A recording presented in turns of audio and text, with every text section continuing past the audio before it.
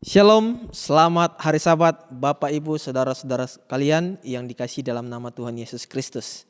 Pada hari Sabat ini suatu sukacita yang begitu besar kembali kita rasakan, di mana oleh karena berkat-Nya kita kembali lagi berjumpa pada acara diskusi sekolah Sabat pada saat ini. Pada saat ini telah bersama-sama dengan saya, hamba Tuhan Pendeta Muda Jeremy Hutajulu. Selamat Sabat Pak Pendeta. Selamat hari Sabat Pak Pendeta, selamat hari Sabat seluruh pemirsa dimanapun berada. Oke, baik, terima kasih. Jadi beliaulah yang akan menjadi narasumber kita pada hari Sabat ini dalam memulai diskusi sekolah Sabat kita. Sebelum kita memulai diskusi sekolah Sabat kita, mari kita tunduk kepala dan kita satu dalam doa. Ya Tuhan Allah kami yang ada di sorga, kami bersyukur berterima kasih untuk waktu yang indah di hari Sabat Tuhan ini, di mana pada saat ini kami akan mempelajari pelajaran sekolah Sabat. Tuhan akan memberikan kami hikmat serta kuasa, sehingga ketika kami akan mempelajari sekolah Sabat, maka hikmatlah yang akan menjadi bagian kami untuk dapat mengerti dan dapat mempraktekannya dalam kehidupan kami masing-masing. Terima kasih ya Tuhan, mengampuni kami dari segala dosa kami. Di dalam nama Yesus kami berdoa. Amin. Baik, Bapak Ibu Saudara-saudara sekalian, pemirsa channel yang dikasihi dalam nama Tuhan Yesus Kristus. Pada hari Sabat ini, ketika kita mempunyai buku sekolah Sabat kita di rumah kita masing-masing, mari kita ambil dan kita akan sama-sama mempelajari dan juga mendalami pelajaran sekolah Sabat kita pada hari Sabat ini. Pada hari Sabat ini kita masuk pada pelajaran yang ke-7 dengan judul pengharapan yang tak dapat dihancurkan. Yang menjadi ayat tema kita dalam Roma 5 ayatnya yang ke-5. Dan pengharapan tidak mengecewakan, karena kasih Allah telah dicurahkan di dalam hati kita oleh Roh Kudus yang telah dikaruniakan kepada kita. Bapak Ibu Saudara-saudara sekalian, ketika kita berbicara tentang pengharapan, maka ini adalah sesuatu yang mudah ketika kita membicarakannya ketika kita dalam keadaan yang bahagia ya, atau dalam keadaan yang bersukacita ya, serta dalam keadaan yang senang. Tapi bagaimana ketika kita membicarakan pengharapan ketika kita dalam keadaan yang susah, dalam keadaan kita bertubi-tubi masalah yang terjadi. Sebuah buku yang ditulis oleh seorang penulis yang bernama C.S. Lewis. Ya, dia pernah menulis tentang singa yang dibuat-buat. Pada saat itu ada seorang yang ingin bertemu dengan singa. Dan orang itu bertanya, apakah singa itu aman? Dan apa yang disampaikan dalam buku ini dikatakan bahwa singa itu tidak aman, tetapi dia baik. Ketika kita menghubungkan ini ya tentang pengalaman kehidupan kita ketika ada masalah. Ya, saat ada masalah yang terjadi, kadang kita merasa bahwa situasi kita ini sedang tidak aman.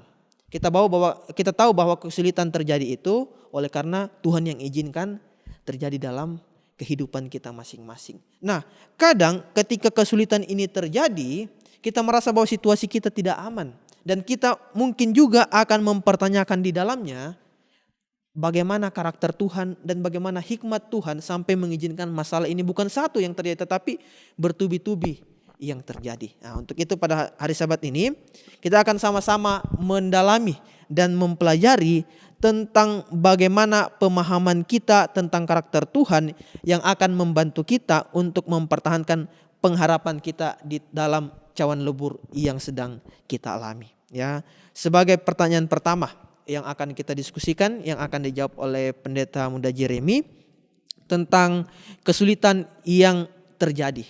Ya, kita mengharapkan kalau kesulitan itu terjadi maka akan ada penyelesaian atau jalan keluar. Tapi Pendeta, bagaimana kita tetap dapat terus berharap kalau kesulitan itu terjadi, bukannya selesai malah kesulitan-kesulitan yang lain yang mungkin lebih berat yang kita alami. Baik, terima kasih untuk pertanyaan yang diberikan.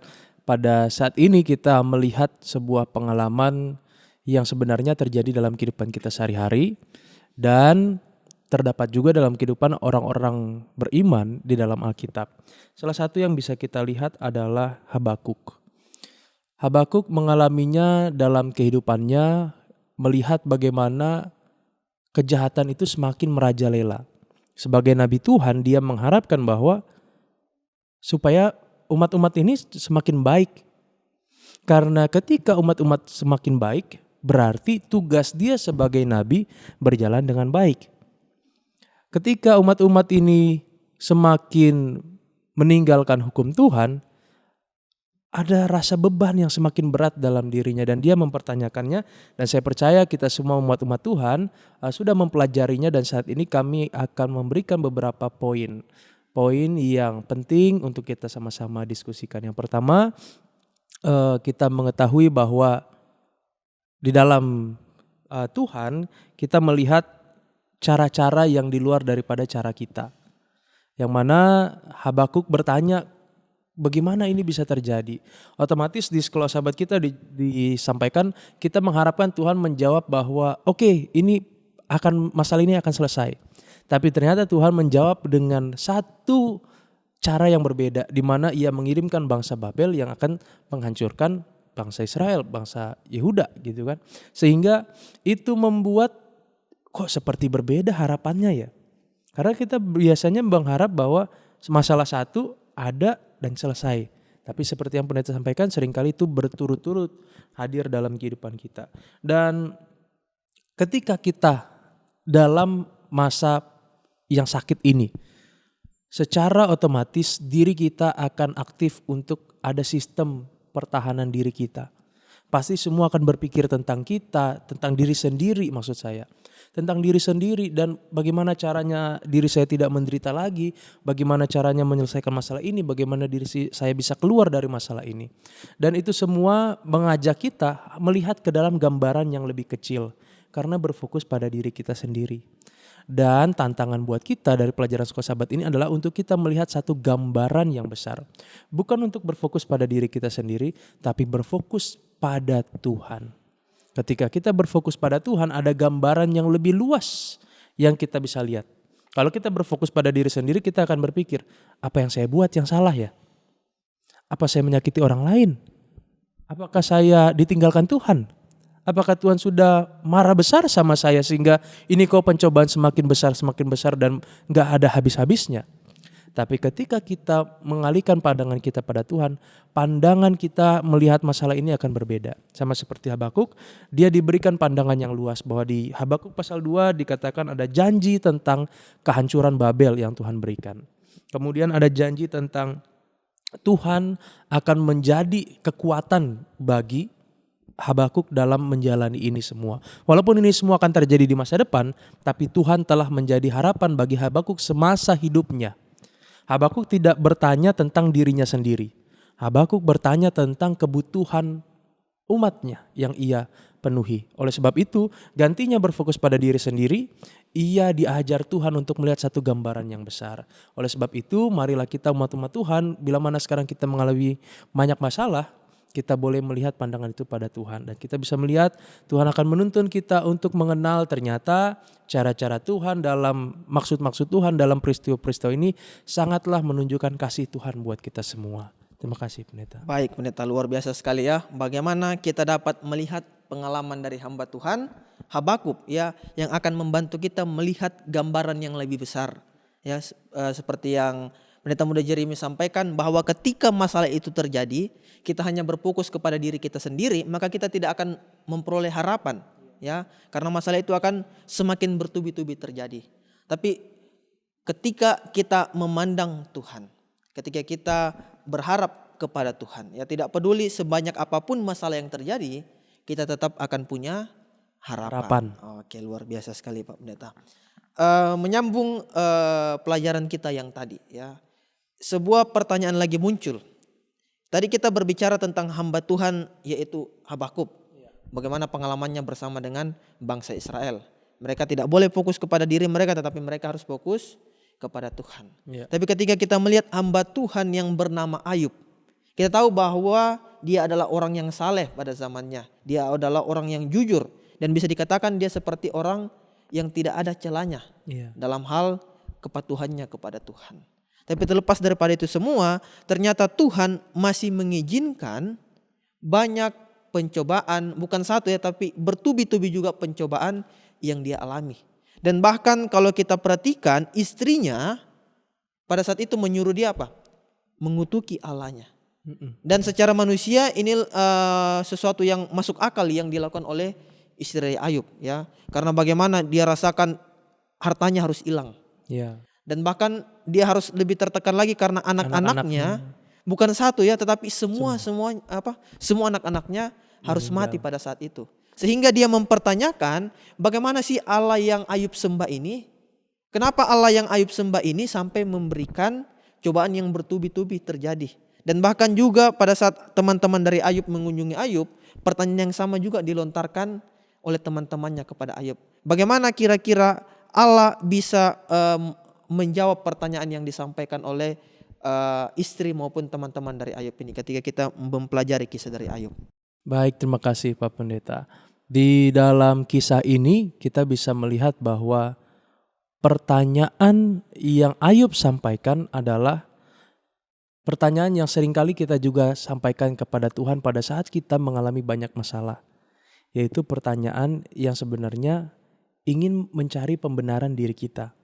Sama seperti yang Pak Pendeta sampaikan, kita melihat itu bahwa Ayub ini tidak ada salahnya. Ayub ini tidak ada membuat satu celah. Kenapa dia mengalami hal seperti ini?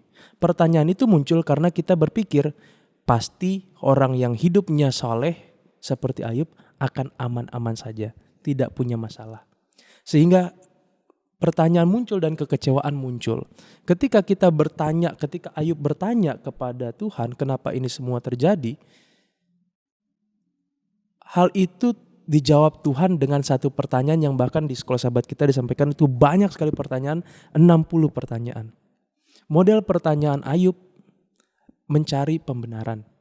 Tapi kita pertanyakan juga Habakuk sebelumnya juga memberikan pertanyaan. Tapi Habakuk tidak mencari pembenaran terhadap dirinya sendiri. Yang Habakuk tanyakan adalah tentang Tuhan.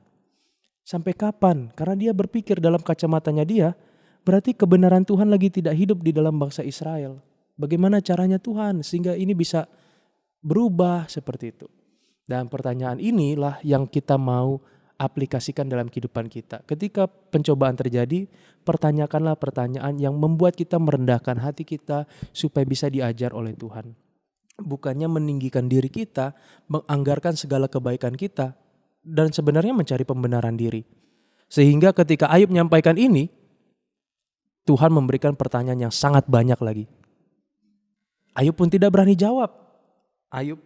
Di Ayub 42 sampaikan bahwa ia menutup mulutnya. Ia sadar bahwa tidak ada pertanyaanku layak dijawab oleh Tuhan. Bahkan pertanyaan Tuhan aja aku gak bisa jawab. Nah inilah yang membuat kita sadar bahwa kita diajak saat itu, peristiwa itu terjadi untuk lebih dewasa dalam hal kerohanian kita. Kita melihat istrinya Ayub. Ketika dia mempertanyakan pertanyaan ini juga dalam kehidupannya, tidak terjawab, tidak terpenuhi rasa ingin membenarkan dirinya, jadinya dia kecewa. Kecewa ujung-ujungnya dia sampaikan apa kepada Ayub? Kutuki saja Tuhanmu itu. Itulah yang akan terjadi ketika kita hanya mencari pembenaran diri sendiri. Tapi kita tidak untuk melihat kepada diri sendiri, kita melihat kepada gambaran yang lebih besar. Yaitu gambaran cara pandang Tuhan dalam kehidupan kita masing-masing.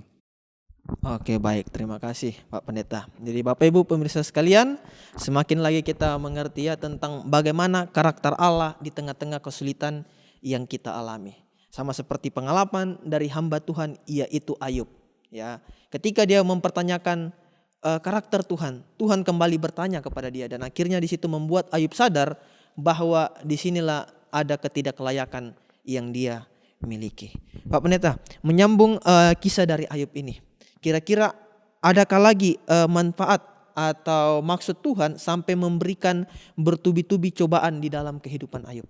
Baik, terima kasih Pendeta. Kita boleh baca itu dalam Ayub 42 ayat 5. Ada satu poin yang bisa kita dapatkan di sini.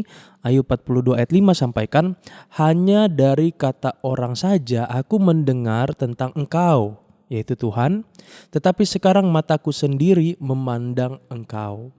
Jadi dalam kehidupannya Ayub, saat ini dia mengalami Tuhan, keajaiban Tuhan yang sangat besar dalam hidupnya. Sekalipun ada masalah yang besar yang Tuhan izinkan terjadi, ternyata Tuhan ingin Ayub semakin mengenal Tuhan. Pertumbuhan kerohanian ini, kedewasaan kerohanian ini, kedewasaan iman ini. Ketika sebelumnya dia hanya mendengar perkataan istrinya, perkataan sahabat-sahabatnya, yaitu bahwa kalau orang benar harusnya nggak kayak gini. Berarti yang salah siapa kalau kayak gitu? Tuhan kan? Padahal Tuhan tidak mungkin salah. Ada satu maksud di mana Tuhan ingin membuat kita semakin bertumbuh, semakin sesuai tabiatnya, tabiat kita dengan Dia. Dan itu memunculkan pada kita harapan bahwa Tuhan yang kita sembah bukan Tuhan yang mengecewakan kita. Karena pada akhirnya Tuhan memberikan upah yang terbaik bagi orang yang percaya kepadanya. Baik, luar biasa sekali Pak Pendeta ya. Jadi saya juga teringat ya bahwa nanti dalam kerajaan surga ada sebuah lagu yang akan kita nyanyikan. Dan bagaimana lagu itu hanya diri kita sendiri yang tahu lagu itu ya. Sebuah pengalaman kerohanian. Jadi itu adalah pengalaman kerohanian kita, bagaimana kita berjalan bersama-sama dengan Tuhan dalam kehidupan kita. Ya, jadi semakin banyak cobaan yang terjadi, maka saya pikir semakin begitu luar biasa lagu yang akan kita nyanyikan nanti dalam kerajaan surga ya. Jadi inilah yang menjadi juga harapan bagi kita. Pak Pendeta, satu pelajaran lagi yang mungkin dapat kita pelajari bersama-sama tentang bagaimana ketika kita dalam keadaan kesulitan ya. Ada banyak orang dan bahkan mungkin juga kita merasa bahwa saat kita dalam keadaan kesulitan, bukannya Tuhan itu semakin dekat dengan kita, tetapi kita merasa bahwa Tuhan semakin meninggalkan kita. Bagaimana kira-kira kita dapat merespon ini ketika ada orang bertanya atau bahkan kita mungkin mempertanyakan ini dalam kehidupan kita? Baik, terima kasih Pak Pendeta. Ayub pun mengalami ini. Karena dalam kerangka berpikir zamannya Ayub yang kita bisa ketahui sejauh ini, bahwa kamu dapat malapetaka seperti ini, apa kesalahan yang kamu buat? Berarti dia berpikir bahwa seseorang mendapatkan petaka karena sebuah kesalahan. Dia melakukan kesalahan karena Tuhan tidak senang akan kesalahan yang dibuat. Berarti Tuhan marah, Tuhan benci. Bahkan saking bencinya, kekayaannya diambil, anak-anaknya diambil, istrinya meninggalkan dia. Berarti ini satu kesalahan yang sangat fatal. Itu dalam sisi pandang yang lain berarti Tuhan udah gak mau lagi sama Ayub. Itu. Tapi ketika kita melihat hal ini, Ayub semakin mengenal siapa Tuhannya. Ternyata peristiwa itu terjadi bukan untuk menyatakan bahwa dia telah jauh dari hadirat Tuhan. Memang seringkali ketika malapetaka terjadi karena kita yang menjauhkan diri daripada Tuhan. Bukan Tuhan yang meninggalkan kita. Ibarat seperti perumpamaan anak yang hilang. Ketika dia tinggal di rumah bapaknya, dia bisa hidup dengan damai. Dengan kasih bapaknya yang melimpah-limpah bagi dia. Tapi ketika dia merantau jauh, tinggal keluar foya-foya, dia merasakan dirinya sendiri. Bahkan ya sampai makan makanan babi seperti itu kan. Dan dia menyadari bahwa dia telah jauh dari kasih bapaknya. Dia telah jauh dari hadirat bapaknya. Dan karena dia tahu jalan pulang, maka dia bisa pulang kembali. Tapi kita bisa melihat satu kasih yang besar bahwa bapaknya sudah menunggu di depan rumahnya itu untuk menyambut dia datang kembali. Seperti itu juga ketika Tuhan kita dalam kehidupan kita sehari-hari, pencobaan kita sehari-hari, setan akan selalu mendorong bahwa kamu sudah ditinggalkan Tuhan. Kamu berdosa sih, kamu gak betul sih hidupnya, makanya begini. Tapi justru itu membuat kita semakin jauh, semakin gak berani sama Tuhan, bahkan berdoa aja gak berani. Tapi kasih Tuhan, Roh Kudus Tuhan selalu mendorong kita untuk boleh datang pada Tuhan, memohon pada Tuhan, pengampunan pada Tuhan. Dan janji Tuhan, aku ini Tuhan Allahmu, memegang tangan kananmu, jangan takut, akulah yang menolong engkau. Baik, terima kasih Pendeta ya. Jadi sebenarnya Tuhan tidak pernah meninggalkan kita. Iya. Justru kita yang sering berusaha untuk menjauh daripada Tuhan ya. Tapi inilah luar biasanya kasih Tuhan. Bahwa terlepas dari semua kesalahan yang kita lakukan, Tuhan selalu memegang tangan kita. Iya. Dan dia selalu menuntun kita berusaha untuk kembali ke dalam jalan yang benar. Ya, satu lagi pelajaran yang mungkin boleh kita bahas bersama-sama. Ya, kira-kira apa pengharapan yang dapat kita peroleh? Ketika kita lihat pelajaran kita di sini membahas mengenai pengalaman dari Yeremia. Kira-kira apa pengalaman pengharapan yang dapat kita peroleh dari pengalaman dari Yeremia? Baik, terima kasih Pendeta. Jadi di sini kita melihat Bapak Ibu di pelajaran sekolah sahabat kita ada 3 sumber alasan supaya bisa berpengharapan. Yang pertama, Allah memberitahu umatnya bahwa mereka tidak boleh putus asa. Karena situasi mereka bukanlah hasil dari kebetulan atau kejahatan yang tidak dapat diprediksi. Pada saat itu bangsa Israel disampaikan akan masuk dalam pembuangan. Dan mereka tahu sebenarnya kenapa mereka masuk dalam pembuangan. Karena mereka meninggalkan Tuhan. Jadi ibarat tadi seorang anak yang hilang tadi dalam perumpamaan, dia tahu sebelumnya dia berada di rumah bapaknya. Dan dia tahu dia mau keluar dari rumah bapaknya. Berarti dia tahu jalannya. Jalan untuk kembali. Apa akibat saya berdosa? Apa akibat saya seperti ini? Kenapa saya seperti ini? Sebenarnya itu karena pilihan kita sendiri. Dan Tuhan menyampaikan gak usah putus asa. Jangan mendramatisir keadaan bahwa kita udah hilang banget, jauh-jauh banget gitu. Tinggal sadari apa yang kita lakukan yang salah. Minta ampun dengan betul-betul rasa bertobat. Dan Tuhan akan menerima kita kembali. Kemudian yang kedua, Allah memberitahu umatnya bahwa mereka tidak boleh putus asa. Karena dia dapat bekerja bahkan dalam kesulitan mereka saat ini. Pada saat bangsa Israel dalam pembuangan, Tuhan harapkan bahwa mereka tidak putus asa. Karena Tuhan akan menyertai mereka bahkan pada saat mereka mengalami kesusahan. Betul Tuhan akan memaafkan kita. Tapi tentu dalam praktek kehidupan kita tidak bisa lepas dari akibat dosa yang kita lakukan. Sebagai contoh, ketika Tuhan sampaikan bangsa Israel akan dipulihkan, mereka nggak bisa tiba-tiba mengharapkan Yerusalem itu terbangun sendiri lagi. Mereka harus juga berusaha untuk keluar dari Babel, kemudian membangun lagi mulai dari tembok-tembok, parit-parit seluruh kota. Mereka harus berusaha lagi. Tapi Tuhan tidak pernah tinggalkan. Dalam semua proses itu Tuhan akan sertai. Jadi ketika kita diampuni jangan ngarap bahwa akibat dosa itu hilang gitu. Justru kita harus membayar atau menebus kembali apa akibat dosa yang mungkin merugikan kita atau orang-orang di sekitar kita. Yang ketiga bahwa di sini sampaikan bahwa mereka tidak boleh putus asa karena dia akan mengakhiri pengasihan mereka pada waktu tertentu. Kita tahu bersama bangsa Israel ada waktu di mana mereka harus di Babel dan akan keluar lagi. Itu menjadi pengharapan bahwa tidak selamanya mereka dalam masa pengasingan. Tidak selamanya kita dalam masa kesusahan. Tidak selamanya kita hidup di dunia ini yang penuh dengan penderitaan. Ada satu masa di mana kita menantikan pengharapan terakhir yang paling besar, yaitu kedatangan Yesus Kristus Tuhan kita. Di mana kita semua akan hidup dalam kehidupan yang kekal. Demikian pendeta. Baik, terima kasih Pak Pendeta ya. Jadi kita semakin diberi lagi pengertian cara memahami Allah di dalam setiap kesulitan yang kita alami. Satu pelajaran terakhir dan juga satu pertanyaan terakhir yang ingin saya tanyakan kepada narasumber kita, Pendeta Muda Jeremy. Ketika kita membuka Alkitab kita dalam Ibrani pasal yang ke-11, Ya. maka kita akan lihat di sana ada banyak pahlawan-pahlawan iman. Ya, dan kita tahu bahwa di dalam kehidupan pahlawan iman, kehidupan mereka tidak mulus. Pasti banyak juga tantangan yang terjadi. Ya, satu pertanyaan untuk Pak Pendeta, kira-kira melihat dari pengalaman-pengalaman mereka, Tuhan izinkan banyak terjadi masalah. Apa tujuan Tuhan di dalam hal ini yang dapat juga kita gunakan dalam kehidupan kita masing-masing? Baik, terima kasih pendeta.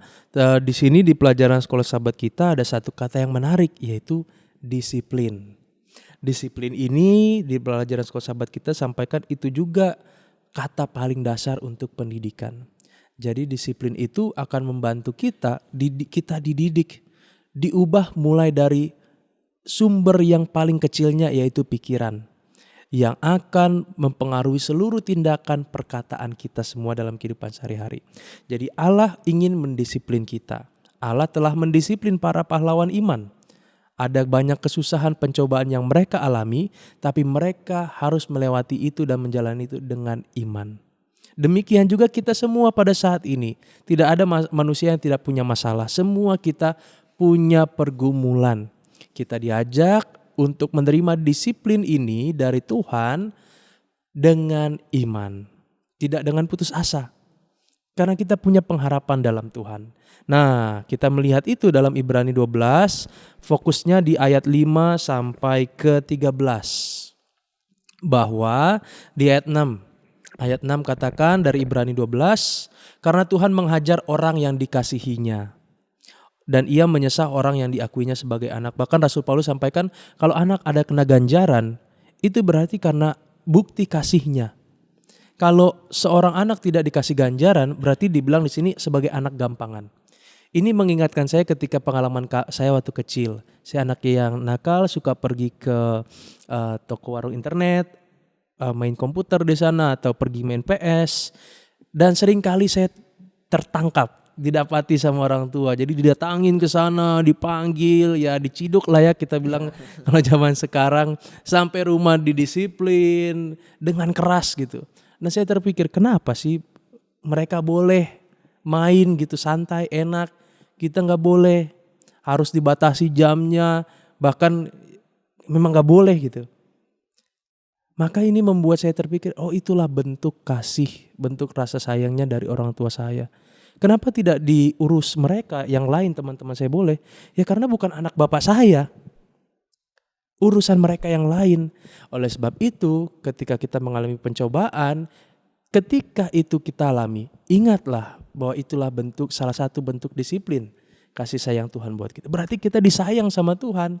Berarti kita peduli. Tuhan gak mau kita jalan enak ternyata salah jalannya. Tuhan gak mau kita sesuka hati kita ternyata itu tidak baik buat kita. Kalau kita ya seperti kita kan ibarat masih anak-anak gitu ya.